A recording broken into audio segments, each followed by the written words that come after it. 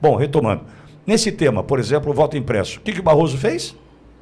Eles derrubaram. Ele interferiu. Isso. Ele foi para os corredores da Câmara, ele foi em gabinetes derrubar. Mas espera um pouquinho, vou entrar aí num campo minado. Mas a gente está acostumado. Ele foi, olha a gravidade, a partir do momento que a gente tem conhecimento sobre o inquérito 1361 de 2018, a partir do momento que a gente tem luz sobre o assunto, o 1361 de 2018 mostrou que houve uma invasão hacker. O cara chegou no código-fonte ali. O cara chegou nas chaves. E nós descobrimos isso a partir da coletiva do presidente Bolsonaro na última segunda-feira. Que ele contou, olha o 1361, páginas 8, 18 e 19, e a gente foi olhar. Cláudio aqui fez a explanação, nos apresentou e nós debatemos o assunto, com a presença do Eduardo Borgo. Em material disponível na mídia social, na rede. Poder 360. Bom, vamos lá. Quando o Barroso vai ao Congresso para derrubar a história do voto impresso e a contagem pública dos votos, eles já sabiam do que aconteceu, o que tinha acontecido em 2018. Inclusive o pai da urna eletrônica, que era o chefe do setor de informação do TSE, ele tinha saído, tirado do Tribunal Superior e levou para o próprio gabinete. É o consultor pessoal do Barroso. Mas veja, exato, então ele tinha conhecimento. E ele decidiu, então, interferir no processo dentro da Câmara. E por que eu digo que é a hipocrisia do Barroso? Ele é um hipócrita nesse sentido. Porque ele sabe que essa decisão ficaria a cargo do Supremo Tribunal Federal. Ele sabe. Sim, ele sabe que, inclusive, a frouxidão de parlamentares dentro da Câmara, diante de temas sensíveis, a gente, Pinguim e eu, falamos disso há quanto tempo aqui? Os caras, é tema sensível, eles ficam nesse... faz de conta que vai, mas não vai, a gente discute, mas não discute, tira da comissão, põe na comissão, tira da pauta, põe na pauta. Eles ficam dessa forma porque deixem os ministros do Supremo que não precisam de votos decidir. É tema sensível para nós.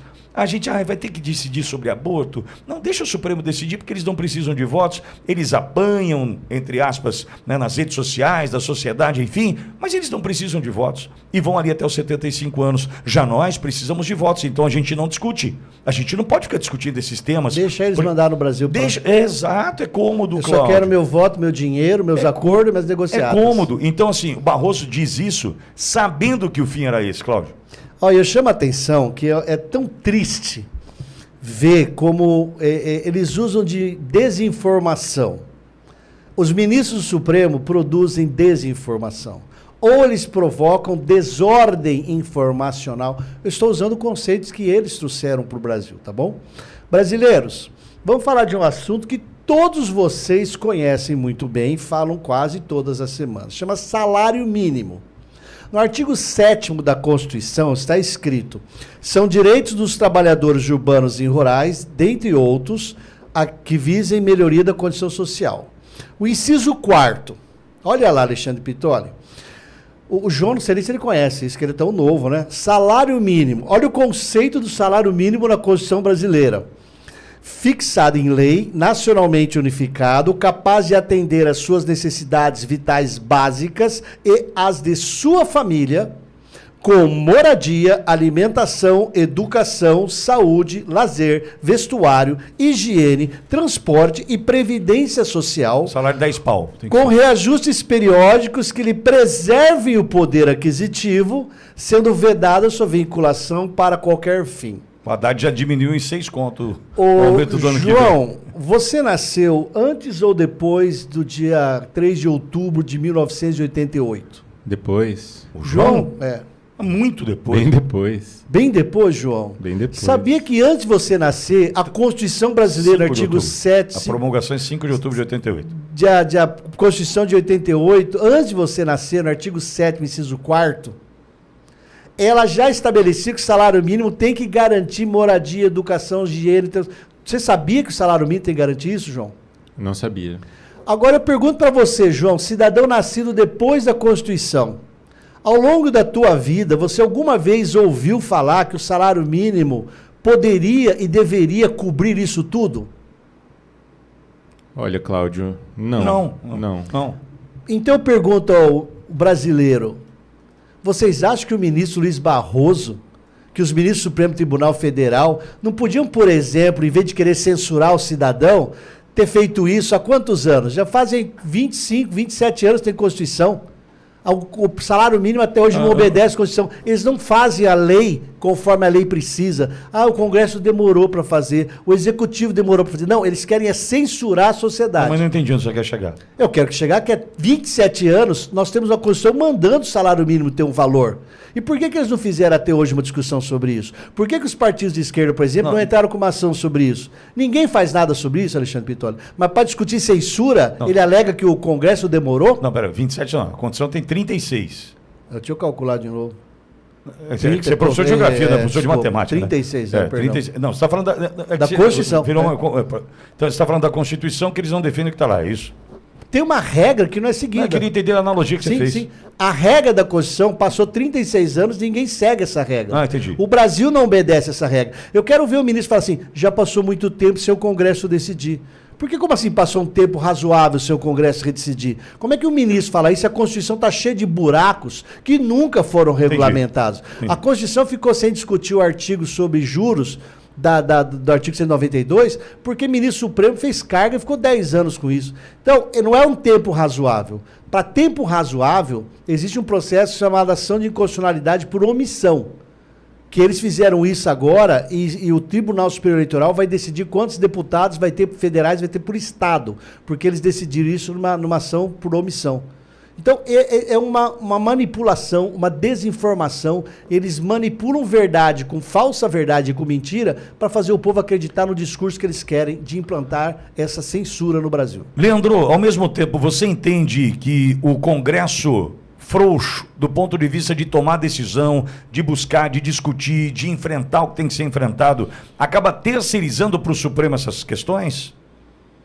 Olha, o que eu vejo muito, muito claramente vai além da própria frouxidão de parte, ou de significativa aí, dos parlamentares em âmbito federal. Eu acho que vai além disso. Porque, na realidade, no mundo dos fatos e das relações humanas e sociais, nem tudo será possível de estar descrito em lei. Então, muitas vezes, quando o Congresso não trata de um determinado assunto ou tema, é porque, do ponto de vista político ou do momento, não carece naquele momento, de acordo com a análise política, de quaisquer modificações. Não há interesse da população e dos seus representantes, digamos assim, em que haja ali uma alteração legislativa sobre aquele ponto, sobre aquele caso. Vamos pegar aqui, por exemplo, a situação que envolve o aborto no Brasil. O aborto no Brasil, assassinar um bebê no ventre de sua genitora, de sua mãe, é crime.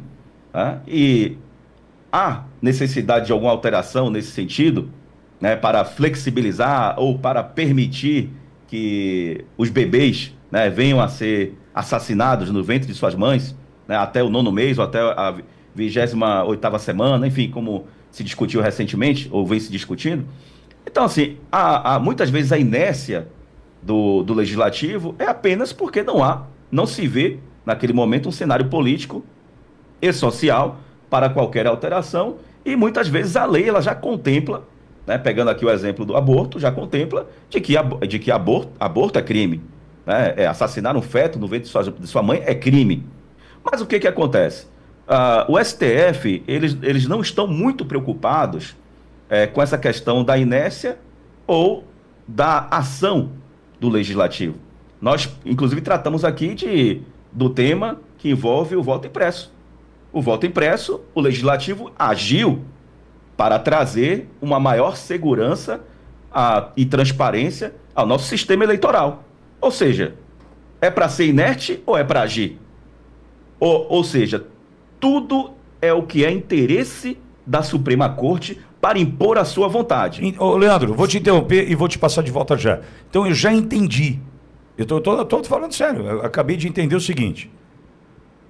Não tem que tratar desse assunto, ele já está tratado. Exatamente. Está resolvido. Está resolvido. Só que eles precisam tratar desse assunto porque eles querem censurar. Então, como é que eu ponho na pauta? Eu culpo o Congresso não legislou, não fez sua parte, deixa pra gente, porque a gente precisa censurar o brasileiro. teoricamente, então, para a gente, eu vou te devolver, Leandro, não precisava estar discutindo isso. A gente só está discutindo porque os caras querem censurar. É isso? Exatamente. Então, quando eles querem tratar de um assunto para impor a vontade deles, eles vão ali, obviamente, junto com seus aliados, partidos de esquerda, enfim, está provocando ali o debate sobre aquele assunto, que a sociedade, de uma maneira geral, não está preocupada em debater. Vá conversar com o seu Joãozinho ali da feira, vá conversar com Dona Maria, que atende ali na farmácia, vá conversar ali com o motorista de Uber, enfim, conversa com o povo real. Absolutamente ninguém está preocupado com isso. Ou seja, não é uma discussão social real. Mas, obviamente, que independente de um comportamento social, do comportamento da coletividade ou não, o STF quer impor a vontade deles. Então, isso independe se há uma inércia ou se há uma ação por parte do Legislativo. Perfeito. Eles precisam, junto com seus aliados, que são os partidos de esquerda, que a imprensa, que também dá aquele suporte, né, vir a impor a sua vontade. Então, no caso do voto impresso, como nós demos aqui o exemplo, o Congresso, né, a Câmara dos Deputados, o Senado, agiu no sentido de trazer alteração e, obviamente, uma segurança maior no sistema eleitoral, aí o STF agiu para impedir. Agora, quando o Legislativo ele fica inerte sobre um tema que interessa à Suprema Corte, que haja alguma alteração do ponto de vista dele, conforme eles querem, né, aí eles vão alegar uma inércia, então nós vamos julgar aqui, nós vamos agir, vamos usurpar, né, o poder do Legislativo, já que eles estão ali parados, não fazem nada, nós vamos fazer. Agora fica aqui a pergunta, né, só para a gente trazer aqui uma reflexão, e eu quero ouvir os meus amigos aí.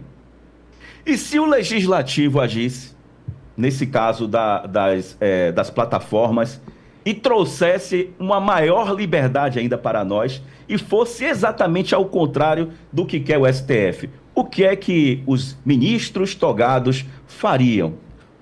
Eles iam depender do Randolph, aí o Randolph ia entrar no Supremo, pedindo para o Supremo agir, e o Supremo agiria. Como sempre. Como sempre. Escolhe alguém da esquerda. Exato.